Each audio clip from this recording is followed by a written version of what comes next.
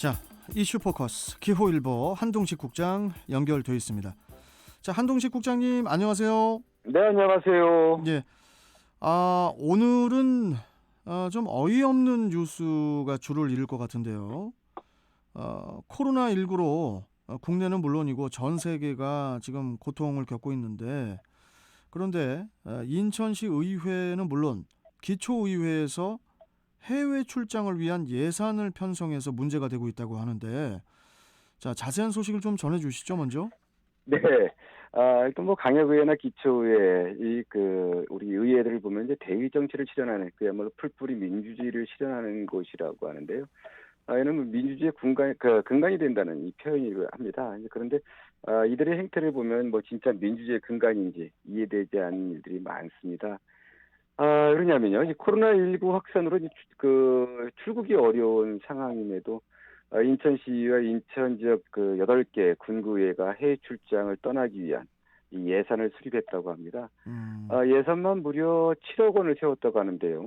의회 한 곳당 평균 7,707만 원꼴 이렇게 했는데, 여기 의원들을 위한 해외 출장 여비도 여비지만 의원들을 보좌하는 공무원들의 수행 여비, 그리고 해외 출장을 위한 이 계획 등을 심사하는 위원회 이 수당 등까지 포함된 그런 예산이라고 합니다. 의원들에게 사용되는 이제 출장 여비는 이제 한 곳당 5,118만 원 정도이고요. 공무원들의 수행 여비 평균 2,414만 원 이 수준이라고 하는데, 어쨌든 지금 이 상황에서 해외 여행을 갈 수 있을지 모르겠습니다. 예. 아니 뭐 의회별로도 예산 책정액이 천차만별이라고 하던데 어느 정도입니까? 의회별로? 네, 해외 출장 경비를 뭐 좀 전에 말씀드렸지만은 뭐 좀 많이 책정한 곳도 있습니다. 이제 미추홀구 의회 같은 경우 1억 2천여만 원이 책정됐는데요. 미추홀구 의회 1인당 해외 출장 예산이 836만 원꼴이라고 합니다. 인천시의회나 이제 기초의회 가운데도 가장 많은데요. 2인당 해외 출장 예산액은요.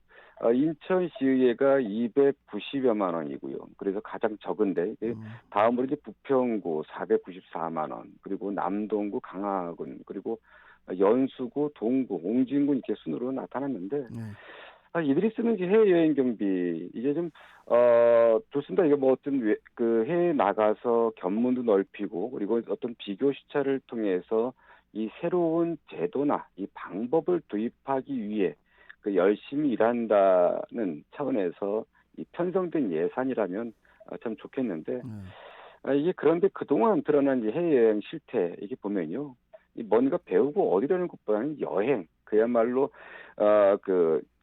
여행이 치우친 그런 부분이 많습니다. 이게 우리가 뭐 보통 이제 출장이라고 하지만 이 출장이 여행으로 이렇게 대부분 짜여지다 보니까 논란이 있었는데요. 근데 이 예산이 그들 주머니 나온 게 아니라 바로 시민들 세금이라는 점에서 우리가 좀 더 생각해 봐야 되지 않나, 이런 생각이 듭니다. 예.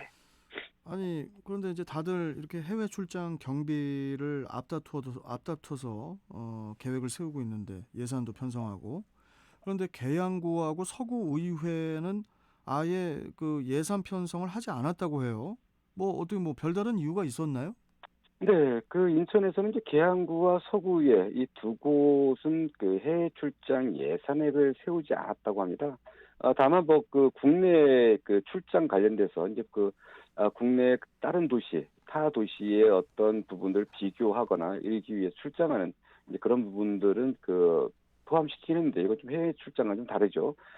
서구의회 같은 경우는 이제 해외 국내에 퍼져 있는 이 코로나19 이 바이러스 확산 상황을 고려해서요. 아예 해외 출장 예산을 세우지 않았는데, 이것은 뭐 당연한 그런 결과라고 평가하고 있는데요.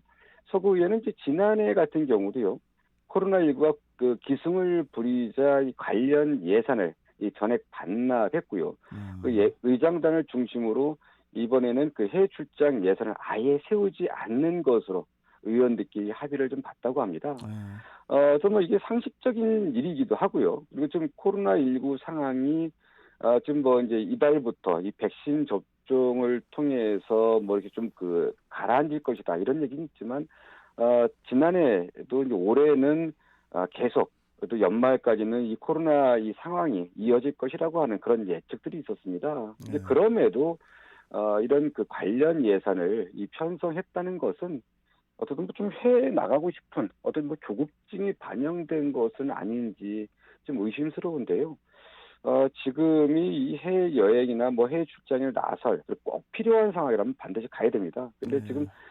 그럴 상황도 아닐 것 같고요. 그렇게 굳이 또 예산을 이 편성한 인천시의회나 각 그 구의회, 군구의회를 보면 이 서구의회가 좀 배우라 이렇게 좀 하고 싶은 생각입니다. 예, 아니 저는 되게 좀 신기한 게 그 해외 출장을 위한 예산을 편성을 하면은 이렇게 언론에서 지적을 할지 그 예상도 못했나 봐요. 이런 시국에. 그러죠. 매번 예. 이 해외 출장 갈 때마다 아니 저는 언론에서 문제 제기하거든요. 예, 아니 전 진짜 너무 이해가 안 가가지고 지금 기초의회나 뭐 시의회 여기 계신 분들이 어린 친구들이 아니잖아요. 네, 예? 이런 시국에 국민들 눈치도 좀 보면서 상식적인 예산을 편성을 했어야 되는데 이렇게 예산을 편성하면은 언론에서 당연히 지적하죠. 네, 그렇습니다. 그거를 예상을 못한다라는 게 이게 도저히 이해가 안 갑니다. 예. 지금 상황에서는 좀 더 자제하고 그렇죠. 시민들을 위한 예산을 좀 더 편성하고 지금 가뜩이나 우리 자영업자들, 우리 소상공인들 많이 힘들지 않습니까? 맞습니다. 그분들에 대한 예산을 차라리 더 이게 좀 편성하려는 그런 노력들이 있으면 박수를 좀 받을 텐데요. 그런 의미에서 서구의회와 계양구의회는 좀 박수 받을 만합니다. 예, 예, 맞습니다. 계양구하고 서구의회 네. 잊지 않겠습니다. 자, 다음 소식을 좀 가보겠습니다. 어제 인천의 한 국공립 어린이집에서 일어났던 그 학대 사건 저희가 또 전해드렸었는데 그 보육교사들의 학대 행위가 이번 한 번만이 아니라 상습적이었다는 경찰의 판단이 또 나온 것 같아요. 자세한 소식을 좀 전해주시죠. 네, 그렇습니다. 이 장애아동 등 어린이들을 학대한 혐의를 받는 인천의 한 국공립 어린이집의 이 보육교사들 가운데요. 일부의 학대 행위가 이 상습적이었던 것으로 이렇게 드러났다고 합니다. 인천 서부경찰서는 이제 아동학대 범죄의 처벌 등에 관한 특례법 위반 혐의로 입건한 A씨 등 해당 어린이집의 20, 30대 보육교사 6명 중 일부에 대해 이 사전 구속영장을 신청할지 여부를 검토하고 있다고 합니다. 이들은 지난해 11월, 12월 사이에 그 인천 서구의 한 국공립 어린이집에서 이 자폐증 진단을 받거나 이 장애 소견이 있는 5명을 포함한 1에서 6세 원생 10명을 그 학대한 이 혐의를 받고 있는데요. 경찰이 2개월치 폐쇄로 TV에서 확인한 이들이 학대 의심 행위가 200여 건에 달하는 것으로 일단 파악하고 있는데 경찰은 CCTV 분석 결과와 그 인천 서부 아동보호 전문기관의 학대 여부에 대한 판단 등을 종합해서요.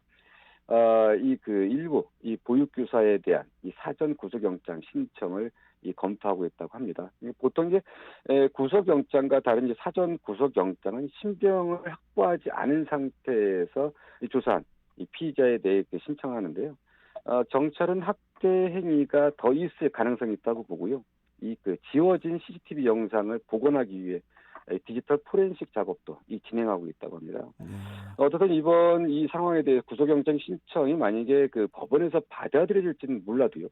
어떻든 이 사회에 큰 경종을 울릴 이런 필요성이 있어 보입니다. 그리고 우리 피해 학부모님들 어제도 이제 전해드렸습니다. 이게 충격이 아직도 좀 가시지 않는데요. 어쨌든 이번 이 상황 통해서 이 다시는 어린이집에서 이런 학대 행위가 발생하지 않았으면 이렇게 하는 바람입니다. 예. 아이 참 어이없는 두 가지 소식 오늘 전하고 나니까 좀 더 이렇게 답답해집니다, 국장님. 네. 예, 참 아이고 힘을 좀 내야 되는데 참. 자, 오늘 말씀 여기까지 듣고 또 내일 뵙도록 하겠습니다. 고맙습니다. 네, 감사합니다. 자, 이슈 포커스 기호일보 한동식 국장과 함께했고요.